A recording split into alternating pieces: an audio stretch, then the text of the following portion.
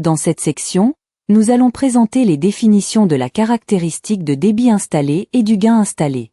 La caractéristique de débit installé est définie comme la relation entre le débit traversant la vanne et l'entrée de l'ensemble de la vanne lorsque la vanne est installée dans un système spécifique, et que la pression différentielle aux bornes de la vanne est laissée varier naturellement plutôt que d'être maintenue constante. Un exemple de cette caractéristique de débit installé est illustré par la courbe supérieure de figure 2 à 5. Dans cette figure, le débit est représenté en fonction de la course de la vanne, qui nous est plus familière, plutôt qu'en fonction de l'entrée de l'ensemble de la vanne. Le gain installé, représenté par la courbe inférieure de figure 2 à 5, est un tracé de la pente de la courbe supérieure en chaque point. De telles courbes de caractéristiques de débit installé peuvent être obtenues en laboratoire en faisant fonctionner l'ensemble de la boucle à un point de consigne nominal donné, sans perturbation de charge. Nous allons maintenant présenter la procédure de mesure réelle de la caractéristique de débit installé et du gain de procédé installé. Tout d'abord, on place la boucle en mode manuel. Ensuite, on mesure et on enregistre le débit tout en actionnant manuellement l'entrée de l'ensemble de la vanne de régulation sur toute sa plage de course. Le tracé de ces résultats correspond à la courbe de caractéristique de débit installé présentée en haut de figure 2 à 5.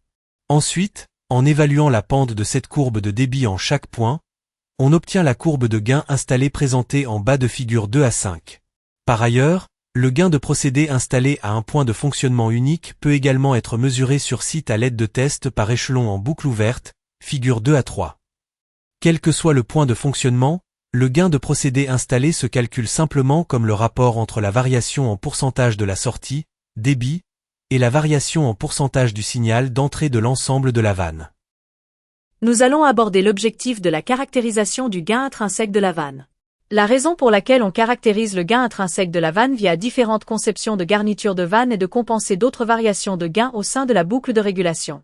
L'objectif final est de maintenir un gain de boucle raisonnablement uniforme sur toute la plage de fonctionnement, afin d'obtenir une caractéristique de débit installé relativement linéaire pour le procédé, voir la définition au chapitre 1. En raison de la méthode de mesure définie précédemment, il est important de noter que la caractéristique de débit installé et le gain installé représentés dans figure 2 à 5 sont en réalité le gain et la caractéristique de débit installé pour l'ensemble du procédé.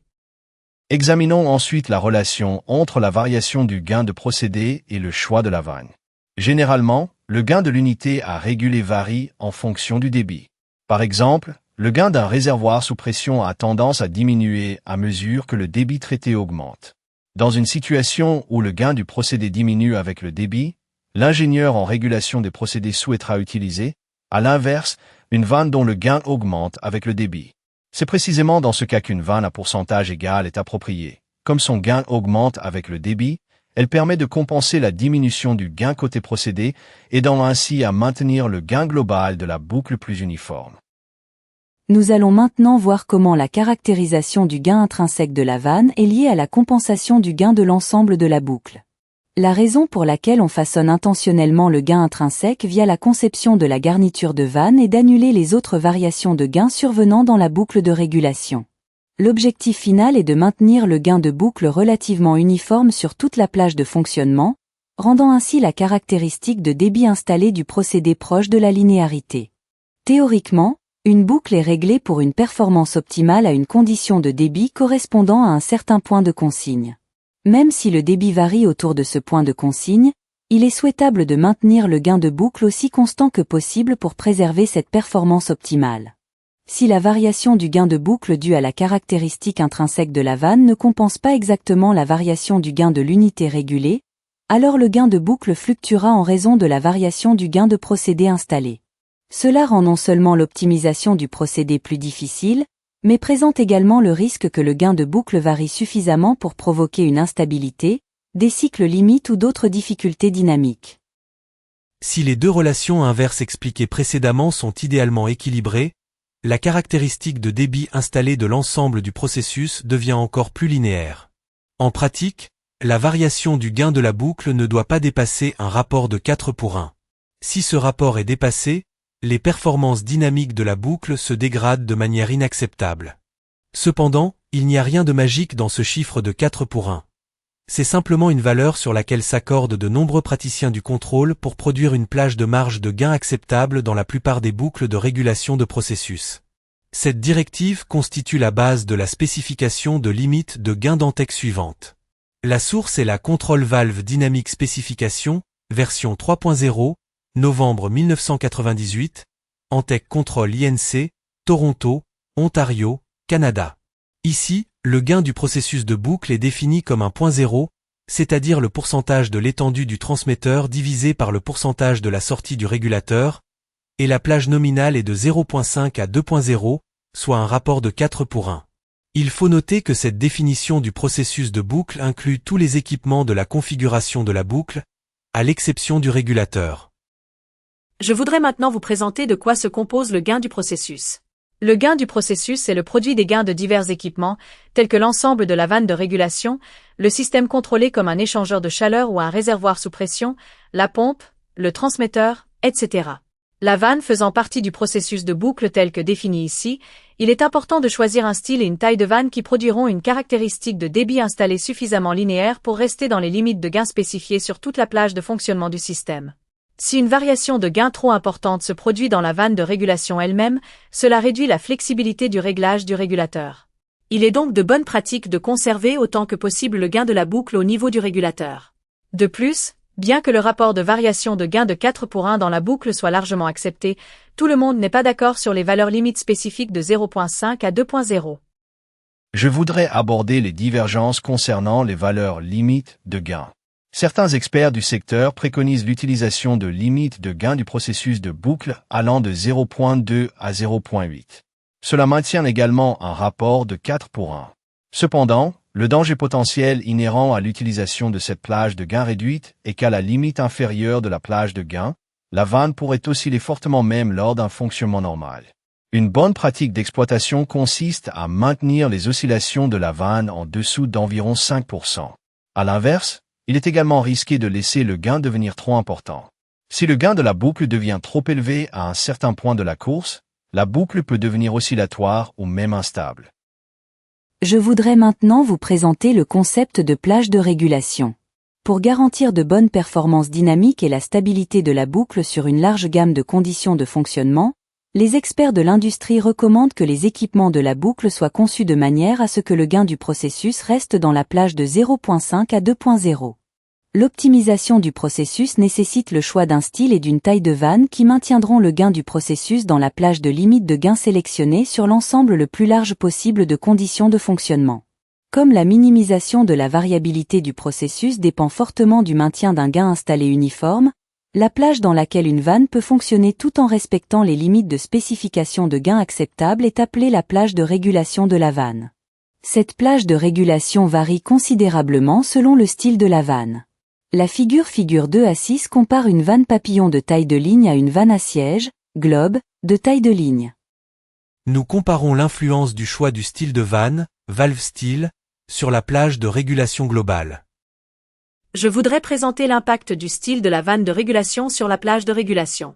À taille de ligne égale, la vanne à siège a une plage de régulation beaucoup plus large que la vanne papillon.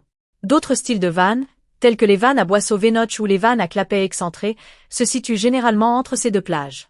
En revanche, comme les vannes papillons ont généralement la plage de régulation la plus étroite, elles sont le mieux adaptées aux applications à charge fixe. Même dans ce cas, un dimensionnement minutieux est nécessaire pour obtenir des performances optimales. Si l'on pouvait choisir la caractéristique inhérente d'une vanne pour compenser exactement le changement de gain du système avec le débit, on s'attendrait à ce que le gain du processus installé, courbe inférieure, soit essentiellement une ligne droite à une valeur de 1.0. Cependant, comme il est impossible de disposer d'une variété infinie de caractéristiques de garniture de vanne inhérentes, un tel ajustement précis du gain est pratiquement impossible en réalité.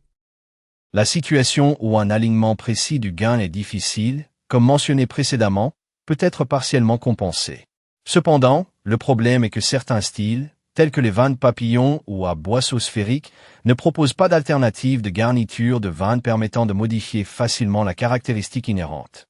Dans ce cas, on peut atténuer ce problème en modifiant la caractéristique inhérente de l'ensemble de la vanne en intégrant des cames non linéaires dans le mécanisme de rétroaction du positionneur. La came de rétroaction non linéaire modifie la relation entre le signal d'entrée de la vanne et la position de la tige de la vanne, permettant ainsi d'obtenir la caractéristique inhérente souhaitée pour l'ensemble de la vanne, plutôt que de dépendre simplement d'une modification de la conception de la garniture de vanne. L'utilisation de cames de positionneur pour modifier la caractéristique de la vanne est parfois utile car elle permet d'ajuster les caractéristiques sans toucher à la conception de la garniture. Cependant, dans la plupart des cas, l'effet est limité. Cela est dû au fait que la came modifie également et considérablement le gain de la boucle du positionneur, ce qui limite sévèrement la réponse dynamique du positionneur. Par conséquent, caractériser la vanne via des cames n'est généralement pas aussi efficace que de caractériser la garniture de vanne elle-même. Toutefois, pour les vannes rotatives, où la seule autre option est souvent l'absence totale de caractérisation, l'utilisation de cames est toujours préférable. Par ailleurs, certains dispositifs électroniques tentent de produire une caractérisation de la vanne en façonnant électroniquement le signal d'entrée du positionneur IP en amont de la boucle du positionneur. Passons maintenant à dimensionnement et roi. Cette technique électronique reçoit le signal linéaire du contrôleur de 4 à 20 mA et recalibre le signal d'entrée de la vanne en utilisant une table de valeurs préprogrammée. Elle génère ainsi l'entrée de vanne nécessaire pour obtenir la caractéristique de vanne souhaitée. Cette méthode est parfois appelée caractérisation du chemin direct ou caractérisation du point de consigne. Comme cette caractérisation s'effectue en dehors de la boucle de rétroaction du positionneur, elle présente un avantage par rapport aux cames de positionneur caractérisées. Elle évite le problème des variations du gain de la boucle du positionneur. Cependant, cette méthode a également ses limites dynamiques. Par exemple, dans certaines zones de la plage de la vanne, c'est-à-dire dans les régions plates de la courbe de caractérisation, une variation du signal de procédé de 1,0% pourrait être réduite, via ce processus de caractérisation, à une variation de signal de seulement 0,1% pour la vanne. En raison de ce problème de zone plate, un grand nombre de vannes de régulation sont incapables de répondre à des variations de signal aussi faibles. Ainsi, les meilleures performances de procédé sont obtenues lorsque la caractéristique de débit requise est obtenue en modifiant la garniture de vanne elle-même, plutôt qu'en utilisant des cames ou d'autres méthodes. La sélection appropriée d'une vanne de régulation conçue pour produire une caractéristique de débit installé raisonnablement linéaire sur toute la plage de fonctionnement du système est une étape critique pour garantir des performances de procédé optimales. Passons maintenant au dimensionnement des vannes. En cherchant à optimiser les performances du procédé en réduisant la variabilité du procédé, on arrive parfois à surdimensionner la vanne. Cela résulte de l'utilisation de vannes de la taille de la ligne, en particulier avec les vannes rotatives à haute capacité, ainsi que de l'ajout conservateur de multiples facteurs de sécurité à différentes étapes de la conception du procédé. Ce surdimensionnement dégrade la variabilité du procédé de deux manières. Premièrement, une vanne surdimensionnée introduit trop de gains au niveau de la vanne, ce qui réduit la flexibilité du réglage du contrôleur. Les meilleures performances sont obtenues lorsque la majeure partie du gain de boucle provient du contrôleur. Si l'on regarde la courbe de gain de la figure 2 à 5, le gain du procédé devient très élevé dans la zone située en dessous d'environ 25% de la course de la vanne. Si la vanne est surdimensionnée, elle est plus susceptible de fonctionner dans cette zone ou à proximité, et ce gain élevé signifie probablement que le gain du contrôleur devra être réduit pour éviter des problèmes d'instabilité de la boucle. Cela entraînera, bien entendu, une augmentation de la variabilité du procédé. La deuxième manière dont les vannes surdimensionnées nuisent à la variabilité du procédé est qu'une vanne surdimensionnée est susceptible de fonctionner plus fréquemment à de faibles ouvertures, où le frottement des joints peut être plus important, particulièrement dans les vannes rotatives. Je souhaite maintenant présenter l'impact d'une vanne surdimensionnée sur la variabilité du procédé. Lorsqu'une vanne est sélectionnée plus grande que nécessaire, une variation de débit disproportionnellement importante se produit pour un même incrément de course de la vanne. En d'autres termes, le débit fluctue énormément même pour un très faible déplacement. De ce fait, la variabilité du procédé associée à la bande morte due au frottement est fortement exagérée. Comme un faible changement de position conduit immédiatement à un grand changement de débit, le contrôle précis devient difficile. Enfin, un point important est que, quelle que soit sa caractéristique inhérente réelle, une vanne sévèrement surdimensionnée a tendance à se comporter comme une vanne à ouverture rapide, quick opening. Je vais vous présenter comment se comporte une vanne surdimensionnée. Si une vanne est fortement surdimensionnée, elle se comportera comme une vanne à ouverture rapide, quelles que soient ses caractéristiques intrinsèques. En conséquence, le gain de processus installé devient anormalement élevé dans les zones de faible levée. Vous pouvez voir cela sur la figure 2 à 5. De plus, en cas de surdimensionnement, la vanne a tendance à atteindre la capacité du système à une course relativement faible, ce qui fait que la courbe de débit s'aplatit aux courses de vanne plus élevées. Lorsque la course dépasse 50 degrés, le gain de processus s'approche de 0 et cette vanne devient totalement inefficace pour des fins de régulation. Comme le débit change très peu même avec un mouvement important de la course, il n'y a aucun espoir d'obtenir une variabilité de processus acceptable dans cette zone. La vanne présentée dans la figure 2 à 5 est un exemple de mauvaise application totale, car sa plage de régulation est limitée à environ 25 degrés et 45 degrés. Je vais vous expliquer comment l'application erronée vue précédemment s'est produite. La situation de la figure est survenue car une vanne papillon dimensionnée selon la ligne a été choisie, principalement pour son faible coût. La perte de profit résultant du sacrifice de la variabilité du processus, due à une mauvaise performance dynamique de la vanne de régulation, n'a pas été prise en compte. Malheureusement, cette situation se répète souvent. Des études sur le contrôle des processus montrent que, dans certains secteurs, la majorité des vannes actuellement installées dans les boucles de régulation sont surdimensionnées pour l'application. Bien que cela puisse sembler contre-intuitif, il est souvent économiquement plus rationnel de choisir une vanne de régulation pour les conditions actuelles, puis de la remplacer lorsque les conditions changent. Lors du choix d'une vanne, il est important de considérer le style de vanne, la caractéristique intrinsèque et la taille de la vanne qui offriront la plage de régulation la plus large possible pour l'application. Nous allons maintenant aborder les résultats économiques. Une prise en compte attentive des facteurs discutés dans ce chapitre, tels que la bande morte, le temps de réponse et le gain installé, peut avoir un impact spectaculaire sur les résultats économiques d'une usine en exploitation. De plus en plus d'utilisateurs de vannes de régulation se concentrent sur ces paramètres de performance dynamique, et particulièrement sur le gain installé dans des conditions de charge de processus réelles, comme moyen d'améliorer la performance de la boucle de processus. Bien qu'il soit possible de mesurer nombre de ces paramètres de performance dynamique en boucle ouverte, leur impact devient évident lors de la mesure de la performance en boucle fermée. Les résultats des tests en boucle fermée présentés dans la figure 2 à 7 démontrent la capacité de 3 vannes différentes à réduire la variabilité du processus, selon différentes conditions de réglage. Ce diagramme trace la variabilité du processus, exprimée en pourcentage de la variable du point de consigne, en fonction de la constante de temps en boucle fermée, qui est une mesure du réglage de la boucle. Ceci représente la performance de régulation de la vanne et ses caractéristiques de réponse dans une configuration en boucle fermée figure 2 à 7. Je vais vous expliquer comment lire les courbes de la figure 2 à 7. La ligne horizontale étiquetée manual montre la variabilité intrinsèque de la boucle lorsqu'aucune tentative de régulation n'est faite, c'est-à-dire en boucle ouverte. La ligne descendant vers la gauche, marquée minimum variability, représente la performance dynamique calculée d'un ensemble de vannes idéales, sans non-linéarité. Tous les ensembles de vannes réelles se situent normalement quelque part entre ces deux conditions. Même si toutes les vannes respectent théoriquement les spécifications d'achat de performance statique et sont considérées comme des vannes équivalentes, leur performance dynamique réelle diffère. Dans la figure, la vanne suit bien la tendance de la ligne de variabilité minimale sur une large plage de réglage du régulateur. Cette vanne présente une excellente performance dynamique avec une variabilité minimale. Je vais maintenant vous présenter comment l'écart de performance entre les vannes s'accentue lors d'un réglage agressif. Contrairement à la vanne A, les conceptions des vannes B et C sont moins performantes. Plus on règle le système de manière agressive, c'est-à-dire en réduisant les constantes de temps en boucle fermée, plus la variabilité de ces deux vannes augmente.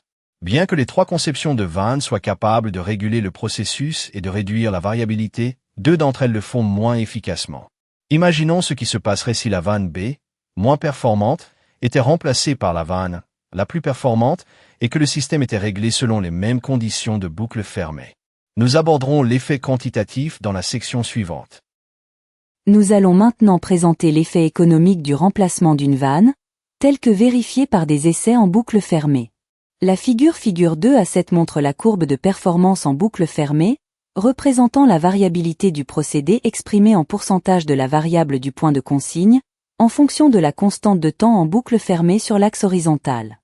La constante de temps en boucle fermée est un indicateur du degré de réglage de la boucle. Imaginons ici le cas où l'on remplace l'ensemble vanne ayant les performances les moins bonnes par la vanne A, la plus performante, et que l'on règle le système avec une constante de temps en boucle fermée de 2,0 s. Selon les données d'essai, ce seul remplacement permet d'améliorer la variabilité du procédé de 1,4%. Ce chiffre peut sembler faible, mais l'effet est considérable lorsqu'il est cumulé minute après minute, jour après jour. En maintenant le procédé plus près du point de consigne, il est possible de rapprocher ce dernier de la limite inférieure de spécification, réduisant ainsi la consommation de matières premières. Dans cet exemple, l'amélioration de 1,4% se traduit par une économie de matières premières de 12 096 gallons US par jour. En supposant un coût matière de 25 cents américains le gallon, la vanne la plus performante contribue directement au profit à hauteur de 3 024 $ américains par jour, ce qui représente un montant impressionnant de 1 103 760 $ américains par an. L'excellente performance de la meilleure vanne dans cet exemple prouve qu'un ensemble de vannes de régulation supérieure peut avoir un impact économique profond. Cependant, l'augmentation des profits grâce à un contrôle plus strict ne passe pas uniquement par ce moyen. Il existe plusieurs voies par lesquelles un contrôle plus précis peut améliorer les résultats économiques, notamment la réduction des coûts énergétiques, l'augmentation du débit ou la diminution des coûts de retraitement des produits hors spécification. Bien que le coût initial puisse être plus élevé pour la meilleure vanne de régulation, les quelques dollars supplémentaires investis dans une vanne bien conçue peuvent augmenter considérablement le retour sur investissement. Il est fréquent que ce surcoût initial soit amorti en seulement quelques jours. Grâce à des études de ce type, les industries de procédés sont de plus en plus conscientes que les ensembles de vannes de régulation jouent un rôle crucial dans la performance de la boucle, de l'unité et de l'usine entière. Elles ont également réalisé que les méthodes traditionnelles de spécification d'un ensemble de vannes ne sont plus suffisantes pour garantir les avantages de l'optimisation du procédé. Bien qu'importants, les indicateurs de performance statiques tels que la capacité de débit, les fuites, la compatibilité des matériaux et les données de performance sur banc d'essai ne suffisent pas pour traiter les caractéristiques dynamiques des boucles de régulation du procédé. En d'autres termes, les spécifications à l'état statique ne permettent pas de définir correctement le comportement de la boucle lors d'un fonctionnement réel. En résumé, l'ensemble de vannes de régulation joue un rôle extrêmement important pour tirer la meilleure performance possible de la boucle de régulation. L'optimisation du procédé signifie l'optimisation de l'ensemble du procédé, et non seulement des algorithmes de contrôle utilisés dans les équipements de la salle de commande. La vanne est appelée l'élément final de régulation car l'ensemble de vannes de régulation est le point où le contrôle du procédé est concrètement mis en œuvre. Il est inutile d'installer une stratégie de contrôle complexe et un système d'instrumentation matérielle capable d'atteindre un contrôle du procédé de 0,5% au mieux, pour ensuite implémenter cette stratégie avec une vanne de régulation dont la performance est de 5% au pire. Les audits réalisés sur des milliers de boucles de régulation de procédés ont apporté la preuve tangible que l'élément final de régulation joue un rôle significatif dans l'atteinte d'une véritable optimisation du procédé. La rentabilité augmente lorsqu'une vanne de régulation a été correctement conçue pour son application. Les vannes de régulation sont des produits technologiques sophistiqués et ne doivent pas être traités comme de simples produits de commodité. Bien que les spécifications de vannes traditionnelles jouent un rôle important, les spécifications doivent également porter sur les caractéristiques de performance dynamique réelle pour parvenir à une véritable optimisation du procédé. Il est impératif que ces spécifications incluent des paramètres tels que la bande morte, dead band, le temps mort, dead time, et le temps de réponse. Enfin, l'optimisation du procédé commence et se termine par l'optimisation de la boucle entière. On ne peut pas traiter les parties de la boucle individuellement pour obtenir une performance de boucle coordonnée, et de même, la performance de toute partie de la boucle ne peut être évaluée de manière isolée. Enfin, nous allons aborder les conditions dans lesquelles les essais de performance des vannes doivent être effectués. Les essais isolés dans des conditions de type banc d'essai, sans charge, ne sont pas suffisants. En effet, ce type d'essai ne peut en aucun cas fournir les informations de performance que l'on obtient en testant le matériel dans des conditions de procédé réelles. Pour appréhender la performance réelle d'une vanne, il est impératif de tester le matériel dans des conditions d'exploitation réelles, c'est-à-dire dans un environnement réel avec charge. En conclusion, n'oubliez pas que la condition préalable pour obtenir des données de performance fiables n'est pas l'essai sur bureau, mais l'essai dans les conditions réelles du procédé sur site.